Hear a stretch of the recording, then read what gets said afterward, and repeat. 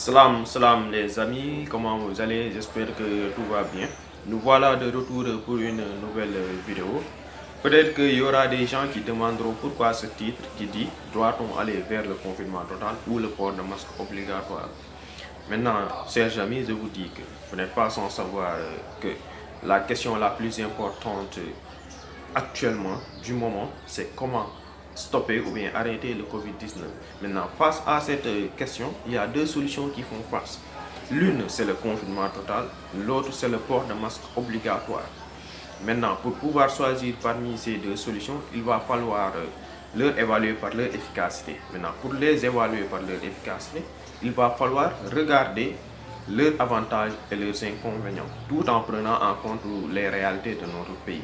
Voilà, c'est ce que nous allons voir aujourd'hui dans cette vidéo. Maintenant, avant ça, je vous dis likez, aimez en me donnant des pouces bleus. Et si vous êtes nouveau sur la chaîne ou bien si vous n'êtes pas encore abonné, n'hésitez surtout pas à appuyer sur abonner et d'activer la cloche de notification pour que vous soyez au courant de mes prochaines vidéos. 3DB. Voilà les amis, nous allons d'abord commencer par le port du masque. L'exemple hongkongais a montré que lorsqu'une population dans son entière totalité adopte le port du masque comme forme de confinement individuel, la propagation du virus peut être quasiment arrêtée. Donc c'est une solution efficace. Voilà. D'ailleurs même j'en avais un peu parlé dans ma précédente vidéo quand je proposais une solution pour sauver l'année scolaire au cas où voilà, le virus resterait toujours là. J'avais proposé le port du masque. Voilà, le port du masque pour que les élèves puissent aller continuer le cours correctement, bien sûr tout en respectant les consignes et la distanciation sociale également. Voilà, et il en est de même pour tout le monde si tout le monde porte le masque. Voilà. Donc c'est très efficace parce que quand tu portes un masque, tu te protèges tout en protégeant les gens de ton entourage, les gens avec qui tu interagis également. Et quand tout le monde porte des masques également, nous pourrons continuer nos activités correctement.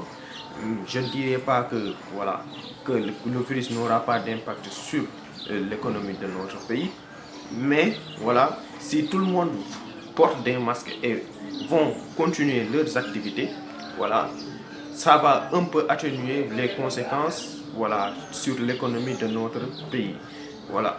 Donc si aujourd'hui l'État venait à décréter que le port de masque est obligatoire, moi j'aimerais voir une collaboration entre l'État et les couturiers et les artisans qui fabriquent des masques, parce que j'aimerais voir des masques made in Sénégal, non seulement pour notre santé, mais également pour l'économie de notre pays. Par exemple, si aujourd'hui l'État décrète, voilà, que le port du masque est obligatoire et l'État va importer des masques, c'est de l'argent perdu quand même, c'est de l'argent perdu, alors qu'ici il y a des artisans, il y a des couturiers qui sont capables de fabriquer des masques.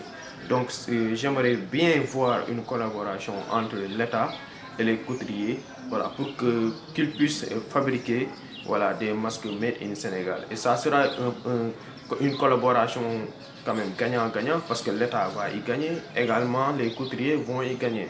Surtout l'État dans le cadre de la lutte contre le Covid-19. Si aujourd'hui l'État devrait importer par exemple 15 millions ou bien 16 millions de masques à l'extérieur.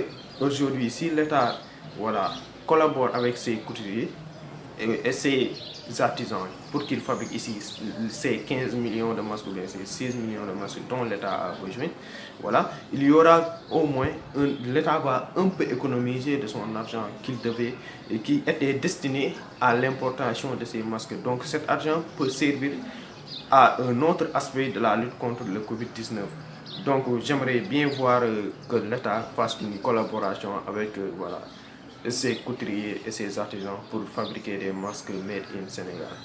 Maintenant, il peut y avoir des inconvénients. Il peut y avoir des inconvénients du port de masque et on peut noter ces deux inconvénients. Premier inconvénient, c'est la qualité des masques. On peut ne pas avoir de très bonne qualité de masques si on les fabrique ici. Maintenant, je reviens toujours à l'État. Parce que si l'État collabore avec ceux qui fabriquent les masques ici au Sénégal, voilà, donc c'est à l'État de superviser et à l'État de contrôler la qualité de ces masques. Même si nous n'avons pas des masques de très bonne qualité, nous pouvons quand même avoir des masques de moyenne qualité et nous pouvons faire avec quand même. Le deuxième inconvénient du port de masque obligatoire, je peux dire que c'est la négligence. Voilà, de la négligence dans la mesure où, voilà, quand tu portes un masque, tu peux te sentir trop en sécurité. Voilà, tu te dis que voilà, je suis protégé contre le Covid-19. Je connais très bien les Africains, surtout nous, les Sénégalais, on est comme ça. Quand on se sent trop en sécurité, on peut négliger certaines choses. Voilà. Maintenant, c'est la même chose avec le Covid-19. Si tu portes un masque et tu te sens trop en sécurité, tu te dis que voilà, tu es protégé contre le Covid-19 parce que tu portes un masque, tu te trompes, hein, tu te trompes. Voilà. Ça peut être un inconvénient parce que tu peux négliger, par exemple, le fait de se laver régulièrement les mains avec du savon ou bien avec une solution hydroalcoolique ou bien la distanciation sociale, tu peux négliger cela. Maintenant, il revient toujours à l'État d'accentuer là-bas sur la sensibilisation. Il faut encore sensibiliser plus la population pour qu'ils savent. C'est pas parce que tu portes un masque que tu es totalement protégé contre le Covid-19. Voilà. Maintenant, nous allons parler du confinement total. Voilà, c'est également une solution très efficace. Nous pouvons donner l'exemple de la Chine qui ont fait face à cette pandémie grâce au confinement. Voilà, quand tout le monde reste chez lui, le virus ne va pas se propager parce que le virus ne peut pas se déplacer. Donc, c'est les gens porteurs du virus qui se déplacent et qui propagent le virus. Donc, si tout le monde reste chez lui, le virus ne va pas se propager. Donc, c'est une solution très efficace. Voilà. Maintenant, le problème, c'est que la Chine et le Sénégal, ce n'est pas la même chose en matière économique.